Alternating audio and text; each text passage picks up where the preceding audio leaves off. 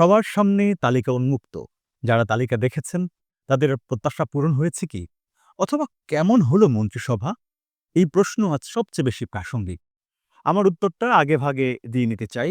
আমার বিবেচনায় ভালোই হয়েছে। আপাতভাবে চমক খলিলুর রহমান, অনেকে বলছেন এ কথা। আমার কাছে চমক হলো কয়েকজনের নাম এই তালিকায় না থাকা। আসবো সে কথায়। প্রথমেই বলি সর্বমোট ২৫ মন্ত্রী ২৪ প্রতিমন্ত্রী হিসেবে শপথ নেয়ার জন্য ডাক পেয়েছেন। সব মিলে এটা একটা পরিচ্ছন্ন মন্ত্রিসভা বলেই মনে হচ্ছে। যে নামগুলো এলো তাদের বিরুদ্ধে খুব একটা অভিযোগের তালিকা কখনো দেখিনি। এমনকি শরিকদের মধ্যে জুনায়েদ সাকি কিংবা নুরুল হক নুরু ভালো চয়েস। এবার আমি মূল কথায় আসি। যারা পেলেন না মন্ত্রিত্ব অথচ সবাই ধরেই নিয়েছিলেন তারা পাবেন কোনো না কোনো মন্ত্রণালয়ে। এক এক করে নাম বলি তাদের। সাবেক স্বরাষ্ট্র প্রতিমন্ত্রী লুৎফুজ্জামান বাবর, মির্জা আব্বাস, আলতাফ হোসেন চৌধুরী, ওসমান ফারুক, ডক্টর আব্দুল মঈন খান, সেলিমা রহমান, বয়েশ্বরচন্দ্র রায়, রেজা কিবরিয়া, এই নামগুলো সামনে ছিল। এমনকি বিএনপির দীর্ঘদিনের জোট সঙ্গী পার্থ মানে আন্দালিব রহমান পার্থও ডাক পেলেন না। যদি এটা তারেক রহমানের একক সিদ্ধান্তের বিষয় হয়, তাহলে আমাদের মূল ভাবনার বিষয় হলো তিনি কি বিষয়কে বিবেচনায় নিয়ে এই মন্ত্রিপরিষদের এই নামগুলো নির্ধারণ করলেন। যে প্রত্যাশিত অনেকে বাদ পড়লেন, তারা কেন বাদ পড়লেন? তাদের বিষয় নিয়ে কি কোনো বিকল্প ভাবনা আছে তার? কিংবা তিনি কেন চাননি তারা মন্ত্রিপরিষদের থাকুক তারা?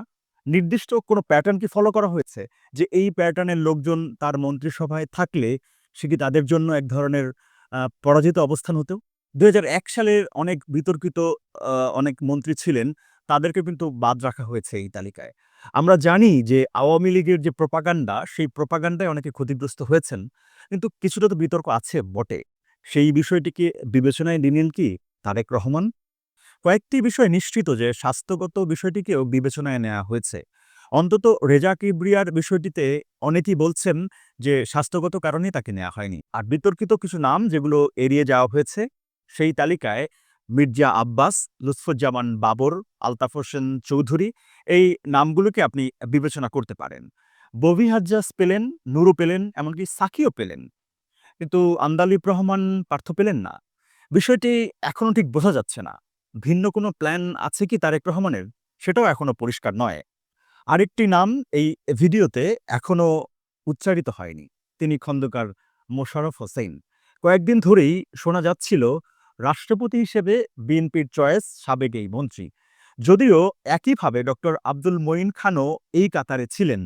এখন তিনিও মন্ত্রিত্ব পেলেন না। এই দুটো নাম এখন রাষ্ট্রপতির দৌড়ে এগিয়ে থাকলো। সবকিছু মিলিয়ে এটা একটা পরিচ্ছন্ন এবং বিতর্কহীন মন্ত্রিপরিষদ গঠিত হলো। তারেক রহমান বোধহয় কিছু সম্ভাবনাও এখানে রেখে দিলেন, আ অ প্রতিমন্ত্রীর সংখ্যাটা বাড়িয়ে রেখে। সর্বশেষে আরেকটি পর্যবেক্ষণের কথা বলি আপনাদের। তারেক রহমান তারেক রহমানের হাত ধরে কয়েকজন সাম্প্রতিক সময়ে লন্ডন থেকে এলেন, তারাও মন্ত্রিত্ব পাবেন এমন কথা শোনা যাচ্ছিল কয়েকদিন ধরে। এই ব্রিগেডকে মন্ত্রিসভায় ঠাঁই না দিয়ে তারেক রহমান তার পরিবর্তনের সূচনাকে আরো বেশি বর্ণাঢ্য করলেন। ওহো! ভিডিও শেষ করব এমন সময় মনে পড়ল বীর মুক্তিযোদ্ধা কিশোরগঞ্জের ফজলুর রহমানের নাম। কোথাও দেখলাম না তাকে। এটা ঠিক হয়নি বোধহয়। মুক্তিযুদ্ধ বিষয়ক মন্ত্রণালয় তাকে অবশ্যই দেওয়া উচিত ছিল। সরি ফজলুর রহমান।